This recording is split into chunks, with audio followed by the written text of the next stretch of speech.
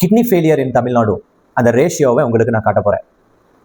2025 ஒரு ஸ்டடி சொல்லுது 8.4% தமிழ்நாட்டில் அடல்ட்ஸ், அதாவது பெரியவர்கள் கிட்னி ஃபெயிலியரால பாதிக்கப்பட்டிருக்காங்க அப்படின்னு சொல்லி.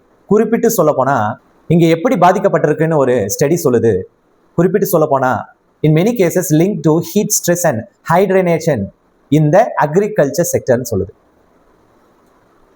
குறிப்பிட்டு நிறைய விவசாயிகள் இந்த குடிப்பழக்கத்தினால கிட்னி ஃபெயிலியரால் பாதிக்கப்பட்டிருப்பார்கள் என்பது தெரிய வருது.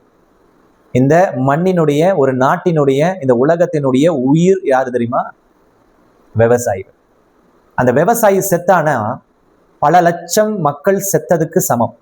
மிகப்பெரிய யுத்தம் வெடி வைத்து ஒரு மக்களை கொல்வதை காட்டிலும் ஒரு விவசாயி இறந்து போனால் நமக்கு மிகப்பெரிய நஷ்டம். அப்போ இந்த சமுதாயத்துல, தமிழ்நாட்டுல பல விவசாயிகள் இன்னைக்கு கிட்னி ஃபெயிலியரால பாதிக்கப்பட்டு இறந்து கொண்டிருக்காங்க. யார் காரணம்?